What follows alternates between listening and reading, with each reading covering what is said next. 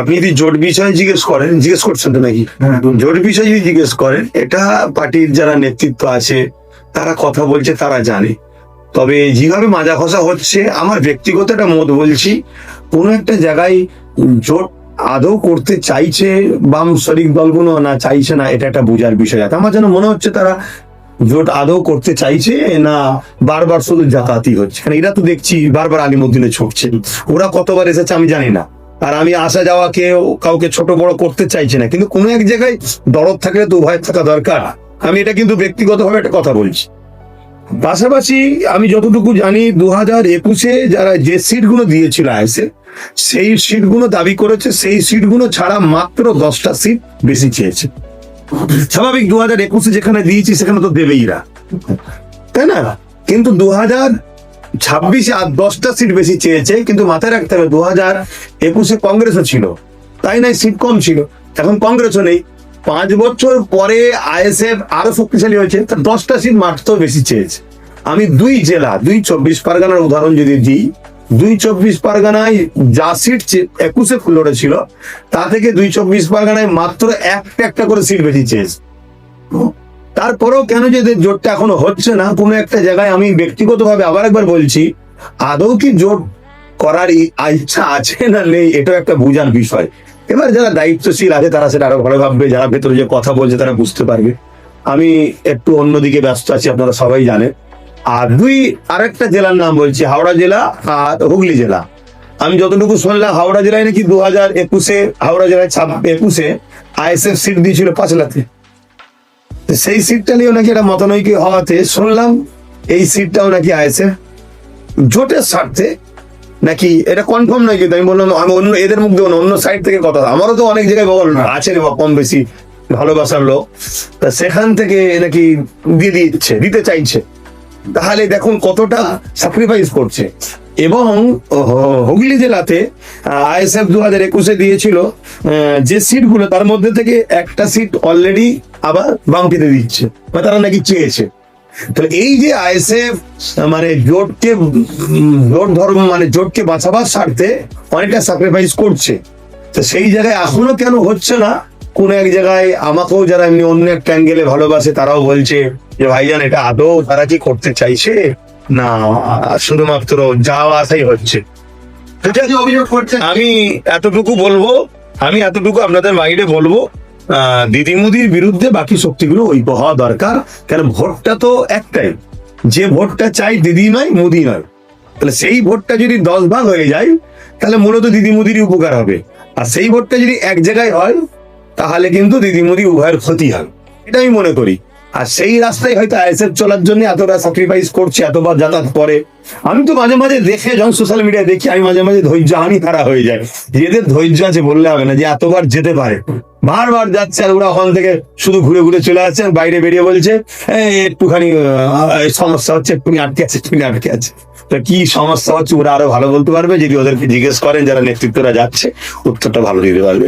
আপনি যে অভিযোগটা করছেন সেটা বামফ্রন্টের দিক থেকে অভিযোগ তারাও করতে পারে। ইতিমধ্যেই আপনাদের দলের চেয়ারম্যান নওশাদ সিদ্দিকী এবং আপনাদের রাজ্য কমিটির নেতা আব্দুল মালিক বলেছেন যে গতবারের থেকে 25 সিট নেবো, আমরা জোর করে ঐক্যবদ্ধ হয়ে লড়াই করবো। সেই জায়গায় আপনি বলছেন ডক্টর কি বেরিতে। এটা যখন আলোচনা হয়েছিল প্রথমবার, তখন শুনেছিলাম 10টা। তাতে যদি মনে হয় কম সিট নেবে, যদি আইএসএফ এর নেতৃত্বরা মনে করে কমলে লড়বে, অবশ্যই সেটা তাদের নেতৃত্বের ব্যাপার, নেতৃত্বরা করবে। কিন্তু আমি মনে করি এইটা তো কোনোভাবে সম্ভব নয়, যেটা এখানে 21 দিয়েছিল সেই জায়গাটাকে আবার আমরা ছেড়ে দেবো। এটা কি সম্ভব? কি তারপরেও শুনছি ছেড়েছে, হুগলি জেলাতে আর হাওড়া জেলাতে নাকি একটা করে ছেড়ে দিচ্ছে।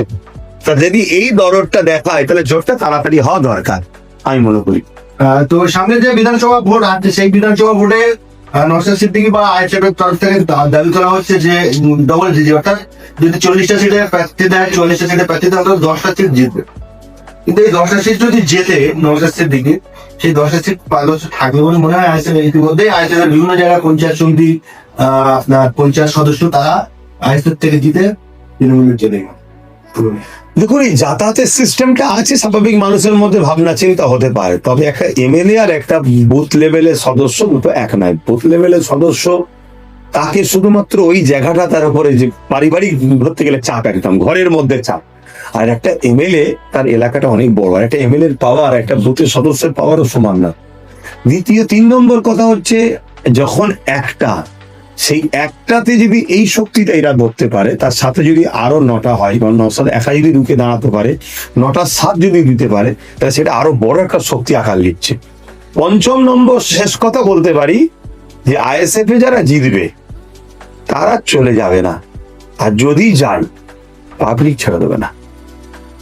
26শে বিধানসভা পাবলিকের পাশে আমি দাঁড়াবো, মানে যে এলাকায় সে জিতবে সেই এলাকার পাবলিকের পাশে দাঁড়াবো, এবং পাবলিককে ধোকা দিলে যে কি করা দরকার অন্য কোনো দল না দেখালেও সাধারণ পাবলিক দেখাক, এটা আমি সমর্থন করব। 26শে বিধানসভায় আমরা শুনতে পাচ্ছিলাম যে আব্বাস সিদ্দিকী অর্থাৎ আপনি নিজেও বলেছেন যে 254টা বিধানসভার মধ্যে কোনো জায়গায় দাঁড়াতে পারি পাপ নয়, তা সেই পাপটা কি বা পাপ নয়, এটা হতে পারে কি? এখনো ওই জায়গাতেই দাঁড়িয়ে আছি, ওই স্ট্যান্ড পয়েন্টেই দাঁড়িয়ে আছি। তবে পরিস্থিতি আগামী দিন কোন জায়গায় আমাকে নিজে দাঁড় করাবে সেটা ঘোষণা হওয়ার পর আপনি বুঝতে পারবো। আপনাদের দলের বেশ কয়েকজন রাজ্য কমিটির নেতার সঙ্গে আমরা এই নিয়ে আলোচনা করেছিলাম, তাদের বক্তব্য দিয়েছিলাম যে না, আব্বাস ভাইজান দাঁড়াবেন না, কিন্তু উনি যে কটা সিট আমরা পাই 40 বা 40টা, সেই সিটগুলো প্রচার করার জন্য আমরা দাবি করেছি, এবং উনি সভাপতি হয়েছেন। কি বলবেন? আমি আইএসএফ এর প্রচার সবসময় করি, আগামীতেও করব।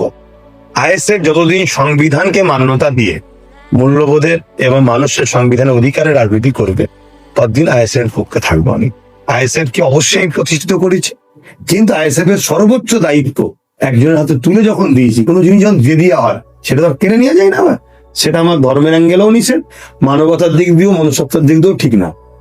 সেই জায়গায় আমি সর্বসময় সর্বদিক দিয়ে আইএসএফ এর প্রচার করি, সহযোগিতা করি, আগামীতেও করবো, এখনো করছি।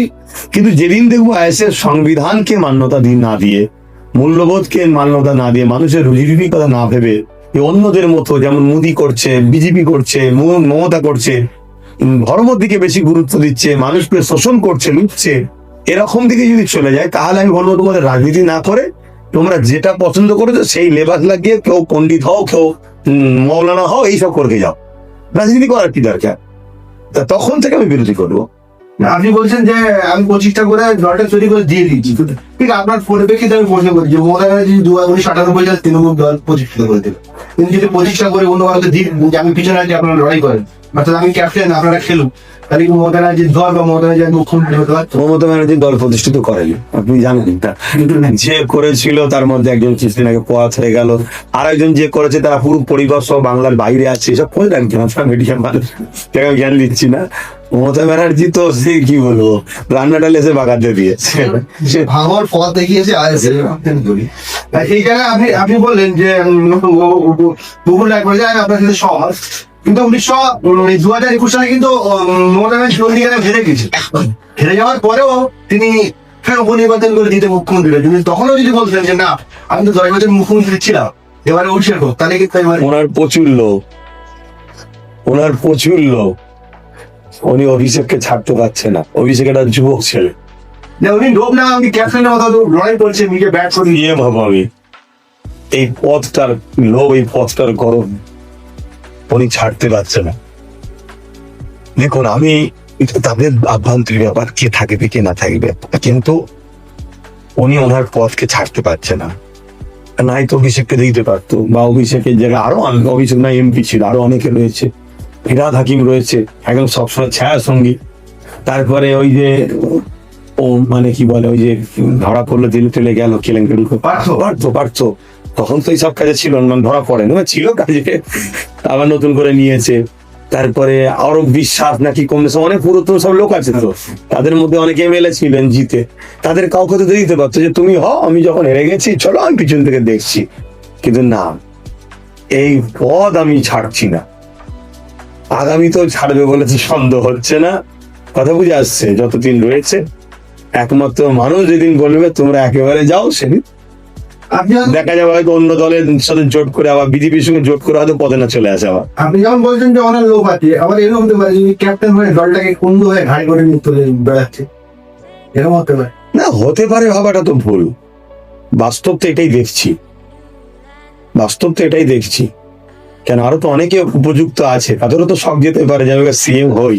পশ্চিমবাংলায় 10 জন মুসলিম প্রভাবশালী লোকের মধ্যে আব্বাস সিদ্দিকী একজন। এই আব্বাস সিদ্দিকী যদি আইএসএফ এর হয়ে প্রচার করে, বা আইএসএফ এর যদি কোনো জায়গায় প্রার্থী, 2 জায়গায় প্রার্থী হলে আমার মনে হয় তিনি জিতে যাবো। এটা আব্বাস সিদ্দিকী যেটা মমতা ব্যানার্জি যেটা করছেন ক্যাপ্টেন আব্বাস সিদ্দিকীরা কেন করতে পারছেন না না? ওনাকেই যে আমার ফলো করতে হবে এমন তো ব্যাপার নয়।